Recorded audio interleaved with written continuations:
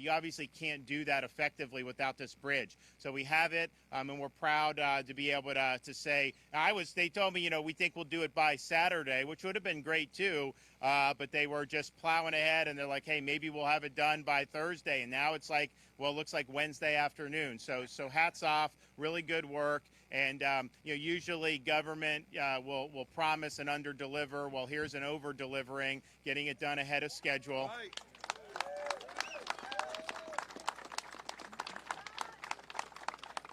I was also just on Sanibel on the ground for the first time that I've had an opportunity. Obviously, we've been using search and rescue, and I did not want to detract from that. So they're now at a point they've been able to go over the island. So I went, and again, looking at it from the sky, even at close range, you obviously saw damage, don't get me wrong, but to be on the ground there, there's more debris, I think, on Sanibel than any place I've seen thus far in terms of what we've been able to do. Of course, there's a lot of vegetation there generally, so you understand why that would be something that would be the case. Some of the structures, some of these nice homes could withstand, but some of the older ones, there's really, really significant damage. I saw more damage to the power infrastructure on Sanibel than anywhere that I've seen, and maybe even more than Fort Myers Beach. I saw concrete utility poles snapped in half. I saw a lot of places where the lines were totally down. So that's going to require rebuilding that power infrastructure, and the debris removal effort is going to be really, really massive. So I had the mayor there, I told her, I was like, let us know what you need, but I think we need to get a lot of people on that island who can help with power and help with debris removal. And we need to do that before the causeway is fixed. We do now have has the contract been awarded? It's been executed. Okay, so we done on an emergency basis. They did a procurement for a contract to do like we did here at the Sanibel Causeway. Now that's a little bit more difficult fix because the damage was in multiple locations. Nevertheless, they feel confident that this will be done in October, they think? By the end of the month. By the end of the month. So we want to work forward on that. We want to be able to connect. It's important, but while that is happening, we don't want to not continue doing stuff. So I've told Kevin Guthrie, I've told these guys, we want to barge people over, whatever we need to do to get more workers. Now, we got National Guard first responders. They're doing a really good job. They're basically camped out over there, and they'll continue to do it. But to make sure that we have folks working on these power lines, Sanibel is long. People don't appreciate it until you're actually there. And it's like one down line after another. It was really incredible to see up close, and the amount of debris, just an incredible amount of debris. This is the first place I was on the ground for that reminded me of Hurricane Michael in terms of the enormous amount of debris. Well, we've got to get that debris cleaned up. So that's going to be a major, major effort. We're obviously going to be here to support that 100% because we know how important it is. But I'm just happy we're able to get this done. I definitely understood where people were coming from, and we wanted to make sure that they were not isolated or forced to even have to leave the island that they love. And so later today will be great. This is new. This is temporary. And I know the county's going to have people out here to kind of make sure. But just go easy on this thing. This is not like 60 miles an hour because they had to do this very quickly. But I think it's an impressive effort. Okay, Kevin Guthrie and then Jared Perdue.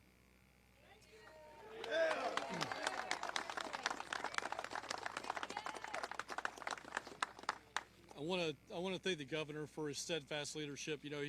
He's publicly said that I don't get any sleep until I get the power, fuel, communications restoration, bridges in conjunction with Jared done. But he's also calling me at 11 o'clock at night, first thing in the morning. This guy is not sleeping either. So he is here for all of the residents of Florida, especially those in this hardest impacted area. So again, Governor, thank you very much for what you're doing. I want to, things like, one of the titles that I get inside of this disaster is something called the State Coordinating Officer. So my job is to coordinate amongst state agencies to make sure that we have an all of Florida government approach and response. I've been doing this a while now at the state, about 4.5 years.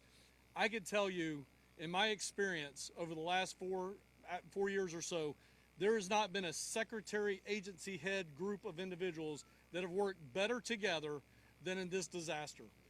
I mean, that is unprecedented in my time in state government. I want to thank Jared. I mean, this guy's a rock star. He got out here when the governor gave him direction to come out here. He came out here. His chief of staff, Lita's around here somewhere directing traffic. I mean, you know, so it's been everybody from the very top all the way down, getting stuff done. This guy right here, Dane Eagle, he's working so hard to get your economic development back up and running. Yep. Jimmy Petronas over there somewhere. I hear him. I didn't see him. Okay. Jimmy Petronas and his urban search and rescue teams, they are here. And I thought I saw Mark Glass, Commissioner of FDLE. FDLE's response here, hundreds and hundreds of state law enforcement officers, if not thousands of state law enforcement officers here, and many, many others. So again, thank you, secretaries. Thank you, agency heads. Again, thank you, Governor. Let's get to the stats. More than 4,500 mission requests have been put in. Over 3,700 have been processed or completed. More than 34 million bottles of water have been distributed statewide. More than 9 million meals ready to eat, or MRE, shelf-stable meals, have been distributed statewide. More than 500 generators have been deployed. More than 500, with a couple of hundred more on the way. We want to take a moment just to say generator safety again.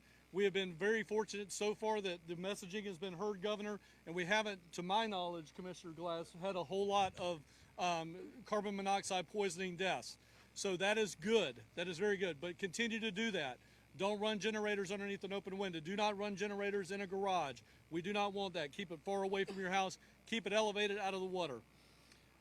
Working with our contractor on the water for Lee County, I am happy to report that all water treatment plants that actually push water into distribution, all 13 are actually pushing water. All of them. Again, ahead of schedule. Way ahead of schedule. Now, here's what's happening. You may turn on your faucet and it may not be the right PSI to come out of there. We've got anywhere from about 30 PSI to about 60 PSI in the system. That is by design, because we don't want to blow pipes down what we call downrange, down to the homeowner. Just like electrical systems, you have big transformers and substations that feed into feeder lines that feed into residential lines. Same thing happens here. We don't want to pressurize the system to the point we cause more damage. So we're going to be bringing that back online, and start fixing distribution. That's where it goes to the home. We're going to fix that water line next. Our vendor, again, ahead of schedule in that area. I talked to several people this morning, Lee County Administration, Fort Myers Administration, Secretary Hamilton, who is not here, but let me tell you, he is deep in the weeds in the fight on DEP water quality issues, environmental issues, boats and things of that nature. He and his entire team are over the Lee County EOC right now, getting stuff done there. Talked with FEMA. Talk a little bit more about that in a minute. I have talked to every debris removal company that is involved in this incident. All debris removal companies have people in the field today removing debris. That is happening, including the islands. We are now on the islands as of yesterday, starting to remove debris in all areas. So I want to thank those debris vendors there. I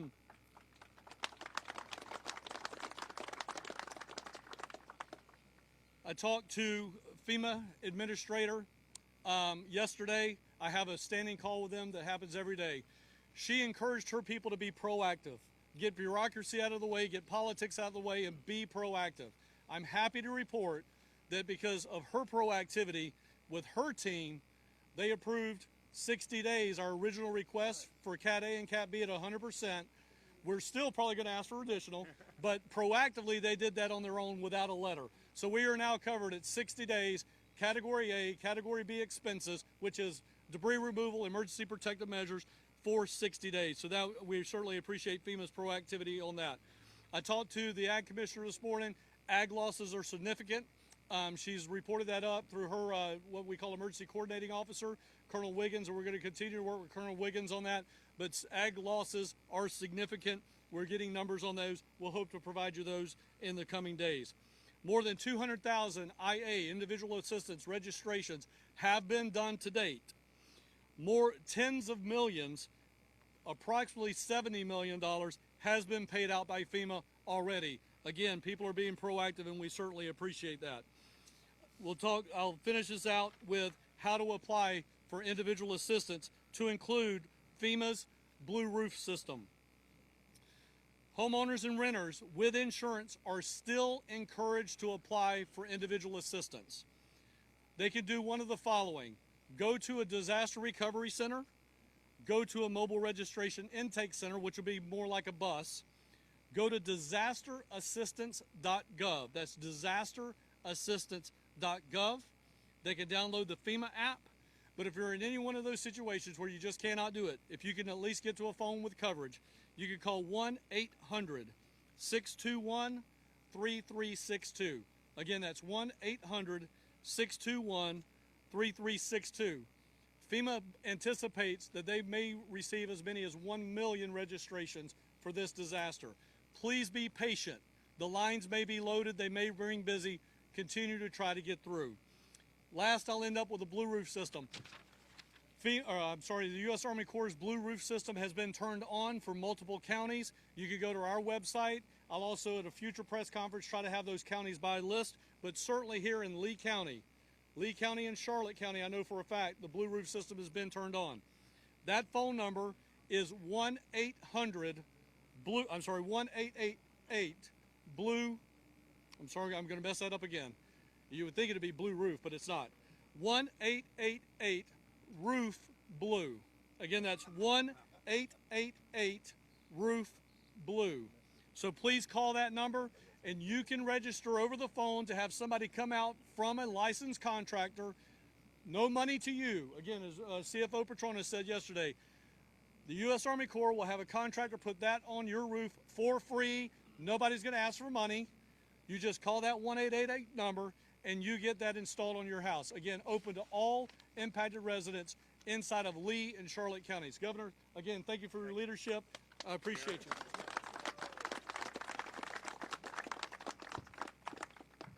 What an incredible honor to be able to serve this community in their time of need. We were so excited when Governor DeSantis asked us to step in, and I want to just mention that the governor has shown unwavering support every step of the way in responding to this storm. He's been there with us, making the tough decisions and providing the direction to move forward and do the things that are needed. And this is actually a county road. He didn't think twice about stepping in to help Lee County. And we've partnered very closely with Lee County to get this roadway to where it's passable again. So we're very excited to be here today. Hurricane Ian obviously caused havoc on these communities. It affected so many people, requires an urgent call for expertise, supplies, and support. As soon as the governor gave us the direction to work on this facility, we mobilized our contractor, A.J. DeMoya. We mobilized our internal forces across the entire state. We have FDOT leadership here from all over the state working on this project to restore access to this community. As public servants, FDOT continues to make Florida families our focus and serve the communities every way we can. Within the first few days following the storm, cut and toss crews cleared almost 5,000 miles of state roads. And we inspected all accessible state-owned bridges throughout the state. On scene here today, you can see the amazing progress that dedicated crew members have done in a little over 50 hours, as they were determined to restore access to Pine Island as quickly as they possibly could.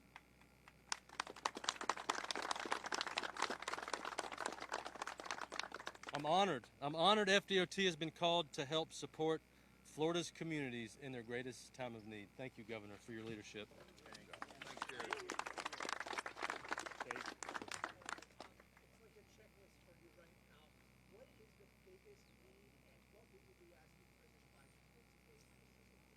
Well, you know, that'll probably be determined after Kevin and I talk in the car ride over there. The 60 days is important. Like Kevin said, we may need more, and that's something that the president could obviously approve. Part of it is you have 30 days from the time basically the disaster was declared, and we were fortunate the White House declared this very quickly. I don't even think it was a tropical storm yet. We declared the state of emergency on the Friday before the storm. It was a disturbance, but people knew that it could grow. So we appreciated that quick action. And so the question is you have a storm, you have bridges severed, there's a lot of debris out there, but the clock has been ticking. Well, obviously, they're not going to be able to do a lot of debris removal when they don't have consistent access. Now this will happen better here. Sanibel, we have people over, but we need a lot more people. So I think having that, just to be able to let the community know categories A and B, get those reimbursements as they're doing it would be very, very helpful. So hopefully we'll be able to do that. But I also, the way we view it is like as governor, it's like, okay, we prepare for these things. There's all these different levers you pull. Local government does stuff. We do stuff. We obviously will push buttons for the feds, but we are willing to act at the state level. We are not asking that everyone do our work for us. This is a prime example of this. There was a need, so we acted. I've got a disaster fund that we created since I've been governor. I have FDOT money. I've got a massive surplus. So we're going to put that to use very quickly. And I think that's really what people want to see. Just get this stuff done and move forward. Sometimes the bureaucracy can paralyze this. And I will say, from local, state coordination, FEMA, there's been less bureaucracy holding us back in this one than probably anyone I've seen. One thing I think just generally that we're keeping an eye on, if you look at the power restoration, Lee County with FPL, they've got the vast majority of their customers. We now have massive numbers of linemen to help LCEC with those restorations. So you're looking at a community like Cape Coral. I saw the mayor here.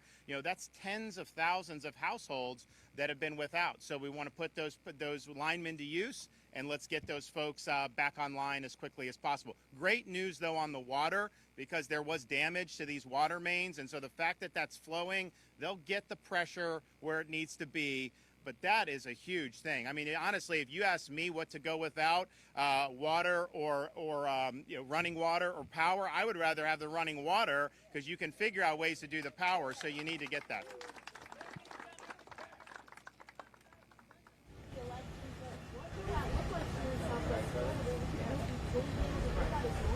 So the question is about the obviously we have an election on November 7th. Or 8th, I don't remember the day. I've been too busy doing this. So yeah, obviously people are going to be able to vote. I think we still need to, I think the supervisor here is in the process of looking at all the precincts, figuring out, where you may have problems, and then they will propose a solution for the state of Florida. I want to keep it as normal as humanly possible. I think the more you depart, it just creates problems. But we do have precedent with Hurricane Michael. That hit closer to the election, but it was also a more narrow storm. I mean, you get hit in Panama City. If you were on Panama City Beach, you probably didn't have much damage at all in parts of the beach. This is it's a really big storm. So just a little bit different. So they'll be working with Cordbird or Secretary of State to figure it out. But of course, we want to have as normal election as possible. In an area like Lee, there may be needed to be accommodations. Maybe Charlotte. My sense is the other counties are probably in good shape. Okay, we're going to go meet the president here in a minute. We'll see you guys in a little bit.